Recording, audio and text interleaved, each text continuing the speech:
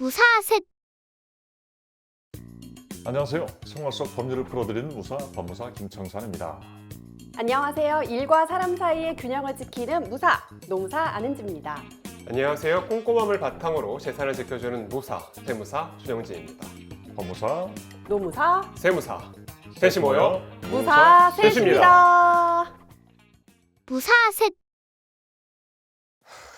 안녕하세요. 세무사 전영진입니다. 그런데 말입니다. 2024년 5월이 혹시 무슨 달인지 알고 계시는지요? 바로 종합소득세 신고의 달입니다. 여기서 끝이 아닙니다. 환급, 이 환급의 숨은 비밀 혹시 아십니까? 이 비밀을 파헤치기 위해 먼저 계산법을 살펴봐야겠습니다. 여러분들의 관심을 끝까지 지켜보겠습니다. 뭐 하신 거죠? 감독님이 시켜서 어쩔 수 없겠어요. 구독자 여러분들 제발 양해 부탁드립니다. 네. 구독 꼭 부탁드립니다. 네, 취소하시면 안 돼요. 제가 앞서 이렇게 그것이 알고 싶다를 패러디하면서 말씀드렸던 이유 중에 하나가 바로 이제 5월 종합소득세 신고 기한이기 때문인데요. 네, 종합소득세 두 분은 뭐 돈을 굉장히 잘 버시는 분들로 제가 알고 있기 때문에 오늘 굉장히 시리시죠? 네. 낸지 안 낸지도 잘 모르겠어요, 솔직히. 소득세는 1년에 2번, 부가세는 1년에 4번 그렇게 내는 것 같은데 맞나요? 전 잘 모르는 내용이라서 제가 이따가 본격적으로 좀 질문을 드려볼게요. 이 종합소득세 신고를 할 때 요즘 가장 핫한 주제가 중 하나가 바로 납부를 하는 것이냐 아니면 종합소득세를 환급을 받는 것이냐 이게 요즘 가장 핫한 주제이기도 하거든요. 그래서 네. 오늘 이 시간은 종합소득세 환급의 진실에 관해서 한번 알아보도록 해보겠습니다. 그러면 질문. 환급을 받으면 좋은데 이제 못 받는 경우도 있을 것 같기는 한데 네. 일단은 종합소득세라는 것이 무엇인지를 좀 설명을 좀 듣고 그렇죠. 싶어요. 네. 저번 시간에 우리가 소득에는 8가지 종류가 있다고 들었던 것 같은데 그 중에서 어떤 것들은 뭐 개별과세, 뭐 합산과세, 분리과세, 분류과세 그런 것들이 있었던 것 같은데 그 중에서 어떤 것들을 모아서 종합적으로 내는 것이 종합소득세입니까? 그렇죠. 네. 종합소득세라고 하면 뭐 해법에 이 말들이 어렵잖아요, 사실. 네, 근데 하나하나씩 뜯어서 생각해 보면 좀 쉽거든요. 그러니까 종합소득세는 말 그대로 종합하여 내는 세금을 바로 종합소득세라고 합니다. 네. 근데 요거를 알기 위해서 우리가 일전에도 우리 컨텐츠에서 말씀드렸다시피 모든 소득은 우리나라에서는 8가지로 나눠져 있어요. 그게 이자, 배당, 사업, 근로, 연금, 기타, 퇴직, 양도입니다. 와, 다 외워. 역시 전문가야. 5분 전에 봤어요. 카메라 켜지기 전에. 그래서 우리가 일반적으로 5월달 종합소득세 신고를 할 때 포함되어지는 소득은 퇴직이랑 양도만 빼고 이 6가지 소득을 합쳐서 내는 세금이라고 생각하시면 되어지세요. 그러니까 여러분들이 만약에 23년도죠? 이제 23년도에 퇴직을 하시거나 아니면 아파트라던가 상가, 땅을 양도하셔서 양도소득세를 내신 경우가 있으시다면 요 소득은 요에 관련되어지는 소득에 따른 세금은 납부하시지가 않아요. 그러니까 8개 소득 중에서 6개 그렇죠. 소득을 모아서 내는 게 이제 종합소득세다. 맞습니다. 저는 뭐 다른 건 모르겠어요. 다른 소득이 없기 때문에. 좀 많이 보시잖아요. 네, 아니요. 네. 다른 거는 모르겠고, 이게 어쨌든 개인일 때 하고, 개인 사업자일 때 하고, 같은 건지 다른 건지, 네, 이게 좀 궁금해요. 네. 제가 결론적으로 먼저 말씀드리자면 똑같습니다. 계산 방식이 똑같아요. 그러니까 개인이 사업자를 내서 발생하는 소득에 따른 세금이든 계산 방식, 세율 다 똑같아요. 그러니까 이러신 분들이 되게 많으시더라고요. 여기서 개인이라고 말하면은 일단 근로소득을 받으시는 분들도 계실 거고, 그다음에 요즘에는 3.3이라고 해서 사업소득을 받으시는 분들이 이제 개인이라고 통탈들여서 이제 포함이 되어지는데요. 요 분들이 계산 방식이 다르냐? 네. 똑같아요. 그러면 개인이나 뭐 개인 사업자나 차이가 없다라고 하셨는데, 그럼 저도 사업자 안 내고 그냥 개인으로 하면 뭐 얼마를 벌던지 간에 그냥 똑같은 거네요? 사실 근데 그렇지는 않아요. 조금 더 세부적으로 들어가다 보면은 각 업종마다 이제 복식부기 의무 사업자라고 있어요. 복식법에서 매출액 기준이 있는데 어. 뭐 1억 5천, 7,500, 뭐 업종에 따라 좀 다르긴 합니다. 어. 요 매출 금액을 넘게 되어지면은 개인 사업자로, 즉 사업자를 내시고 사업을 영위하시는 게 세금적인 측면에서 아. 훨씬 더 유리하십니다. 경비 처리가 많이 되니까 그런가요? 바로 그겁니다. 아. 왜냐하면 복식부기 의무 사업자가 아닌 사업자들, 그러니까 음. 일정한 매출액 금액이 아닌 개인들 같은 경우에서는 국가에서 세금을 계산할 때 그냥 경비를, 그러니까 비용을 어느 정도 인정을 해줘요. 어. 인정을 해줍니다. 근데 어느 일정한 매출액을 넘게 되어지면 이 인정되어지는 비용이 없어져요. 어. 그러니까 세금이 더 많이 나올 수밖에 없겠죠. 아. 그러니까 여러분들이 혹시나 그 금액을 찾아보시고 싶으신다면 복식부기 의무 사업자 해당 매출액이라고 검색을 해보시면 업종마다 매출액 기준이 있습니다. 아. 이 매출액을 넘을 것이라고 생각되어지면 개인보다는 사업자를 내시는 게 훨씬 더 유리하죠. 아, 그러면 내가 개인이라도 어떤 업에 종사를 하느냐에 따라서 어떤 금액을 내가 벌어들였을 때 사업자로 전환하는 게 낫냐, 이것도 조금 달라지겠네요. 당연히 당연히 그럴 겁니다. 아, 진짜 세금은 복잡하네요. 돈 내는 것도 너무 싫은데. 네. 그러면은 얼마 정도 버는 사람들은 개인 사업자를 내는 게 좋습니까? 제가 업종마다 좀 다르긴 한데 네네네. 보통 이제 상담을 진행하게 되어지면은 저는 도소매업을 제외하고 한 1억 정도를 매출액, 즉 자신이 벌어들이는 총 금액이 1억 원이 넘게 되어지면 저는 사업자로 내시는 거를 추천드려요. 아, 그럼 나는 사업자는 안 내도 됐었구나. 저도 그때 사업자 낼 걸. 무슨 소리세요? 둘 다 많이 버시면서 아니요. 제가 아는데. 네.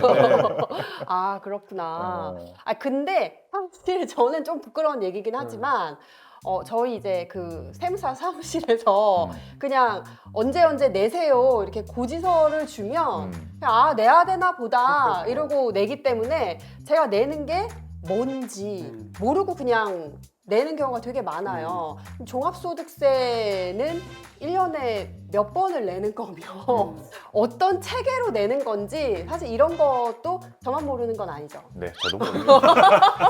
저도 몰라요. 네, 대부분들이 그거 되게 궁금해하시는데 아니 내가 종합소득세는 5월만 내어지면 되어지는 거 아니야? 라고 생각하십니다. 근데 사실은 그렇지가 않아요. 모든 소득은 우리가 항상 받을 때 세금은 항상 내고 있다고 생각하시면 돼요.